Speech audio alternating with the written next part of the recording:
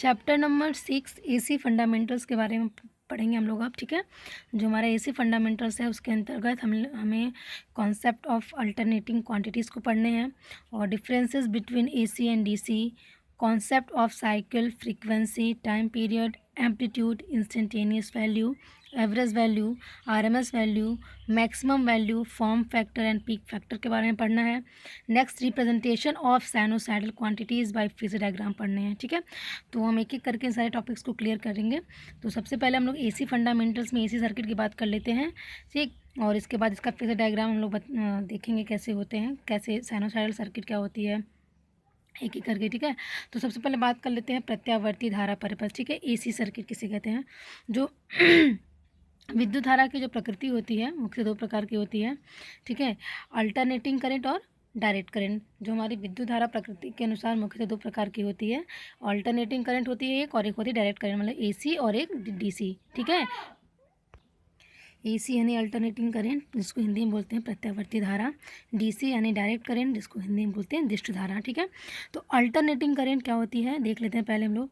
वह विद्युत धारा, ठीक है, वह विद्युत धारा जिसकी दिशा और परिमाण समय के साथ साथ परिवर्तित होते रहते हैं, प्रत्यावर्ती धाराएं कहलाती हैं। ठीक है, ये धाराएं किसी चुंबकीय क्षेत्र में विद्युत चालक को घुमाने से प्राप्त होती हैं। ठीक है, हम लोग जैसे किसी अगर चुंबकीय क्षेत्र में जो कंडक्टर होता है उसको अगर हम लोग घुमाते हैं तो ये धाराएं क्या होती है प्राप्त होती हैं। हम लोग उसके भी उसका डेरिवेशन में भी देखेंगे। ठीक है, तो पहले आप लोग जान लीजिए क्या होता है अल्टरनेटिंग करंट। तो क्या होता है बेसिकली, वह विद्युत धारा जिसकी दिशा और परिमाण जिसका दिशा और परिमाण समय के साथ साथ क्या होते हैं परिवर्तित होते रहते हैं। ठीक है, प्रत्यावर्ती धाराएं या एसी कहलाती हैं, अल्टरनेटिंग करंट कहलाती हैं। ये धाराएं किसी चुंबकीय क्षेत्र में विद्युत चालक को घुमाने से प्राप्त होती हैं। ठीक है, फैराडे के नियम अनुसार देख लीजिए, ये जो हमारे पास एक डायग्राम आप लोगों के सामने है, फिर डायग्राम ये एसी का, इसको बोलते हैं साइनोसाइडल। ठीक है, साइन वेव बोलते हैं। ठीक है, क्योंकि जो अल्टरनेटिंग करंट होती है उसमें क्या होता है दिशा और परिमाण क्या होता है समय के साथ साथ परिवर्तित होते रहते हैं, कांस्टेंट होता नहीं इसमें, इसलिए इसको इस तरीके से दिखाया गया। फिर डायग्राम जो इसका है एसी का, इसमें देखिए जो पॉइंटेड कुछ है, मतलब 0 to पाई, जो एक साइकिल इसकी पूरी होती है 0 to 2 पाई के बीच में। ठीक है, जो 2 पाई है समय और आई जो है करंट, आई और समय और धारा के बीच में इसका दिखाया गया है एम्पलीट्यूड। तो जो यहाँ मैक्सिमम करंट जो हमें मिलती है उसको बोलते हैं आई बराबर I am sine omega T. इसको भी हम लोग देखेंगे आरएमएस वैल्यू और जब हम लोग निकालेंगे और एवरेज वैल्यू जब निकालेंगे उसके बाद। ठीक, तो इस तरीके से जो हमारी अल्टरनेटिंग करंट होती है, अल्टरनेटिंग प्रत्यावर्ती धारा जो होती है उसकी इस तरीके से क्या होती है कुछ फेज डायग्राम होता है। तो ये जो ग्राफ है एसी का, ये एसी वेव इसको बोलते हैं। ठीक है, साइन वेव बोलते हैं अल्टरनेटिंग करंट का। तो इस प्रकार से होती है, ये हमारा समय है, समय के साथ साथ क्या होता है ये करंट का मान बदलता रहता है। ठीक है, ये 0 पे है, फिर पाई पे है, फिर 2 पाई पे है। किसी भी जो एक साइकिल जो कंप्लीट होता है, ये हमारा 0 से 2 पाई के बीच में एक साइकिल कंप्लीट होता है। ये जो है कंटिन्यूसली आगे भी इसी प्रकार से क्या होगा ये बढ़ता चला जाएगा। तो अब हम लोग उसके बारे में बात करेंगे विस्तृत से।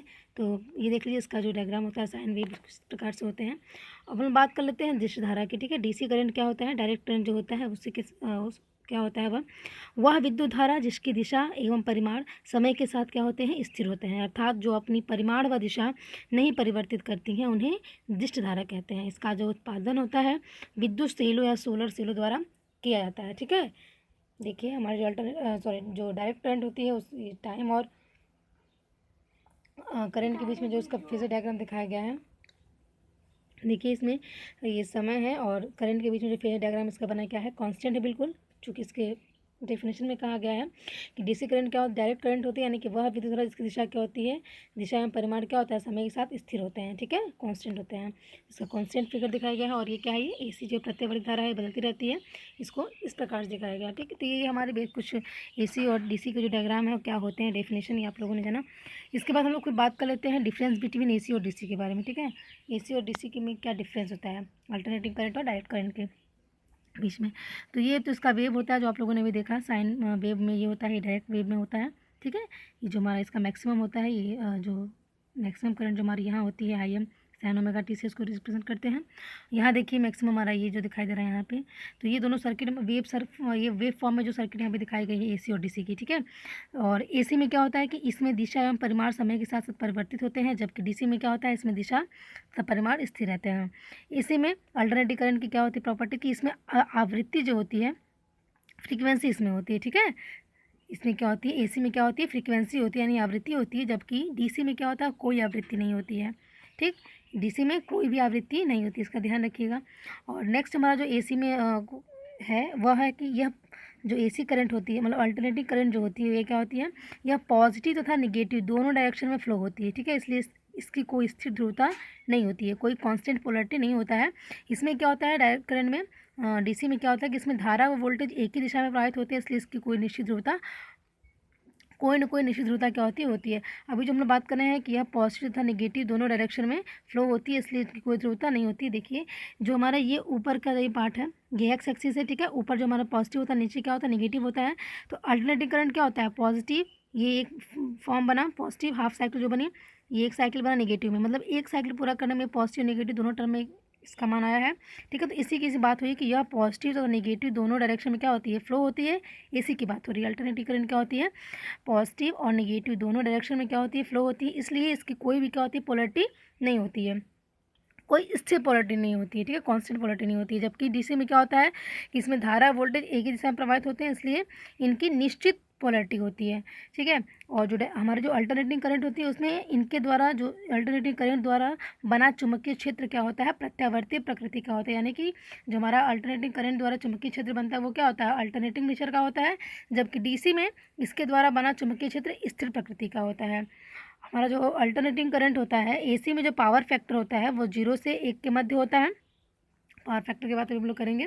एसी में पावर फैक्टर जो होता है, शक्ति गुणक, वो क्या होता है, 0 से 1 के मध्य में होता है। ठीक है, जबकि डीसी में पावर फैक्टर क्या होता है, सदैव 1 रहता है। ठीक, और जो हमारा अल्टरनेटिव करंट है उसमें जो प्रतिबाधा होती है, इसमें प्रतिबाधा होती है, इम्पीडेंस इसको बोलते हैं, जेड से रिप्रेजेंट करते हैं।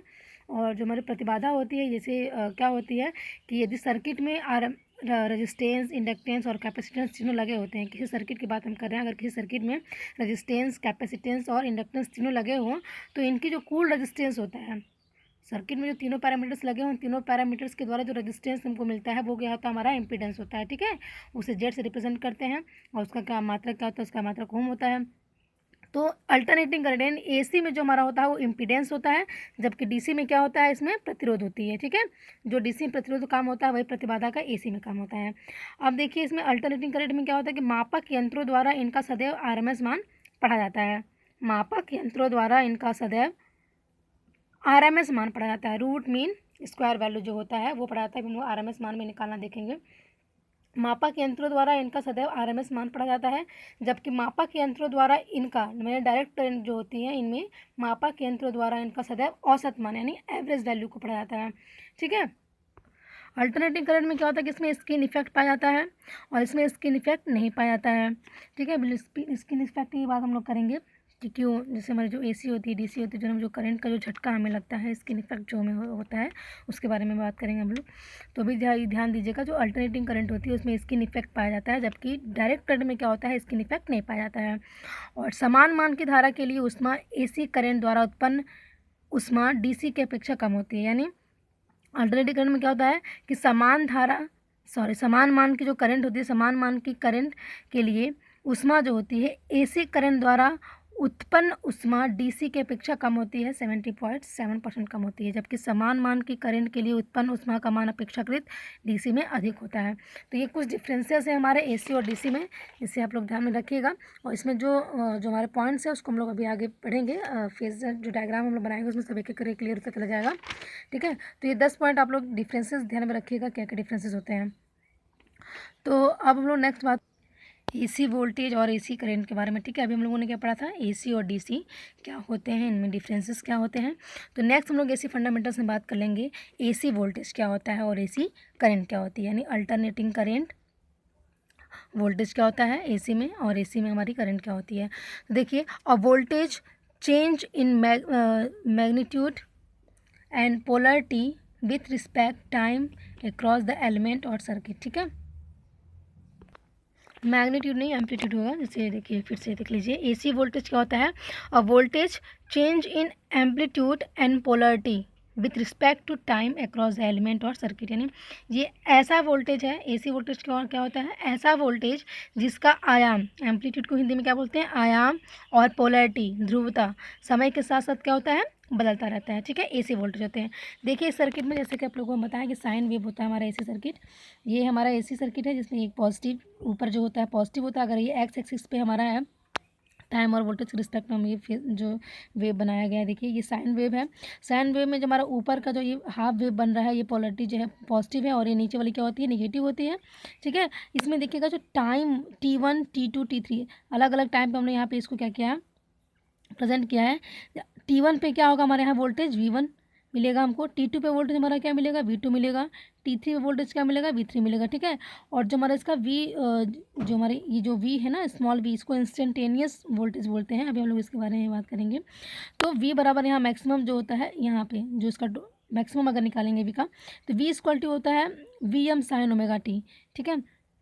तो ये क्या कहना चाह रहा है एसी वोल्टेज क्या होता है कि ऐसा वोल्टेज जिसका आयाम और पोलरिटी समय के साथ क्या होता है बदलता रहता है। देखिए समय के साथ साथ T1 के साथ क्या है V1 है, T2 के साथ देखिए यहाँ पे T2 है, यहाँ पे T2 है तो V2 भी यहाँ बन रहा है, T3 के साथ V3 यहाँ बन रहा है, ठीक है।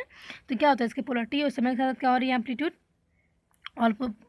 और पोलरिटी क्या होती है समय के साथ साथ बदलती रहती है, ठीक है। तो ये हमारा हो गया क्या एसी वोल्टेज, ठीक है। ये आवर्तकाल है यहाँ से यहाँ तक का मतलब एक साइकिल को पूरा करने के लिए, ठीक है। और एसी करंट क्या होता है, एसी करंट क्या होता है current change in magnitude and direction with respect to time through the circuit called AC current, ठीक है।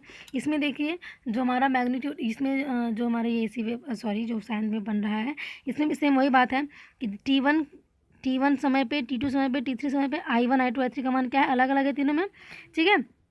तो ये हमारे एसी करंट होते हैं, ठीक। एसी वोल्टेज और एसी करंट के बारे में देखिए हम लोग। अभी जो हमारा ये Vm sin ओमेगा t आया था यहाँ पे जो V बराबर Vm sin ओमेगा t होते हैं, जो ये मान हमारा मैक्सिमम आता है यहाँ पे V बराबर Vm sin ओमेगा t।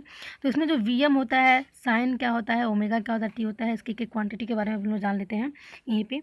देखिए V बराबर क्या होता है Vm sin ओमेगा t, यहाँ पे V क्या है इंस्टेंटेनियस वैल्यू है, ताक्षणिक वोल्टेज जिसको बोलते हैं हिंदी में, इंस्टेंटेनियस वैल्यू वोल्टेज है। और Vm क्या है यहाँ पे मैक्सिमम एम्पलीट्यूड ऑफ वोल्टेज, यहाँ पे V बराबर क्या है इंस्टेंटेनियस वोल्टेज है, Vm क्या है यहाँ पे मैक्सिमम एम्पलीट्यूड और वोल्टेज है। और साइन क्या है यहाँ पे एंगुलर वेलोसिटी, ये साइन जो है यहाँ पे ट्रिग्नोमेट्रिक फंक्शन होता है। और जो ओमेगा है यहाँ पे, ठीक है, ओमेगा क्या है, ओमेगा एंगुलर वेलोसिटी या फ्रीक्वेंसी जिसको बोल सकते हैं यहाँ पे, ठीक है। टी क्या है टाइम है। तो ये जो इसमें क्वांटिटीज़ है V बराबर Vm sin ओमेगा t में ये क्या क्या है ये आप लोगों ने यहाँ जाना। अब हम लोग इसके बारे में बात करेंगे साइकिल, जो हमारी पूरी साइकिल एक साइकिल कंप्लीट होती है, एक साइकिल क्या होती है टाइम पीरियड, यानी कि यहाँ से यहाँ तक का जो टाइम पीरियड होता है ये क्या होता है, फ्रीक्वेंसी क्या होती है एंगुलर फ्रीक्वेंसी, और नॉर्मल जो फ्रीक्वेंसी होती है वो क्या होती है, ठीक है। एंगुलर फ्रीक्वेंसी एंगुलर वेलोसिटी क्या होता है, इसके एक एक टर्म्स के बारे में हम लोग पढ़ेंगे अभी, ठीक है। तो देखिए साइकिल क्या होता है, साइकिल किसे कहते हैं चक्र जिसे बोलते हैं, वन कंप्लीट अल्टरनेशन या फिर repetition of set value of current called cycle, ठीक है।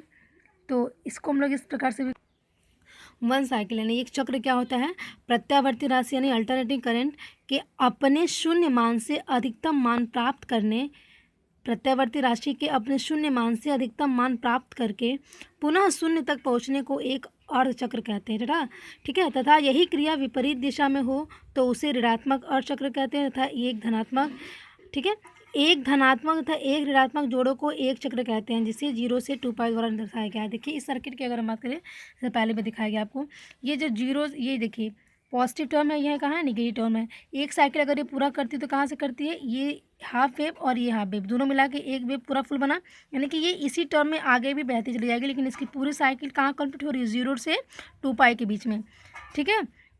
तो यही कहा गया है जो वन साइकिल होता है वो क्या प्रत्यावर्ती राशि के अपने शून्य मान से, ठीक है, शून्य मान से अपने शून्य मान से अधिकतम मान यानी 2 पाई अपने शून्य मान से अधिकतम मान प्राप्त करके पुनः शून्य तक पहुंचने को एक अर्धचक्र कहते हैं, ठीक है। तथा यही क्रिया विपरीत दिशा में हो तो उसे ऋणात्मक अर्धचक्र कहते हैं, ठीक। ये अगर ये चक्र एक क्रिया और ये क्या ऋणात्मक अर्धचक्र है, हाफ वेव जिसको बोलते हैं ये ऋणात्मक अर्धचक्र और ये क्या है धनात्मक अर्धचक्र है, ठीक है। तो क्या होता है कि ऋणात्मक एक धनात्मक तथा एक ऋणात्मक जोड़ों को क्या कहते हैं एक चक्र कहते हैं। एक धनात्मक और एक ऋणात्मक जोड़ों को क्या कहेंगे एक चक्र कहेंगे, यानी एक साइकिल कहेंगे जिसे 0 से 2 पाई के बीच में द्वारा दर्शाया गया है इसमें, ठीक है। तो वन साइकिल क्या होती है आप लोगों ने जाना, ठीक। 1 साइकिल मतलब कंप्लीट जो फुल वेव बनता है, यानी यहाँ से यहाँ तक का, ठीक, इसी वेव में भी आगे ही बढ़ता रहेगा। तो एक साइकिल से कंप्लीट कहाँ होगी, 0 से 2 पाई के बीच में। ठीक है, तो अब इसके आगे की बात हम नेक्स्ट वीडियो में करते हैं। आवर्तकाल के बारे में, मैक्सिमम वैल्यू एम्पलीट्यूड जो भी चीज़ें हमारे पास है वो अब नेक्स्ट वीडियो में इसके बारे में बात करते हैं। ठीक है।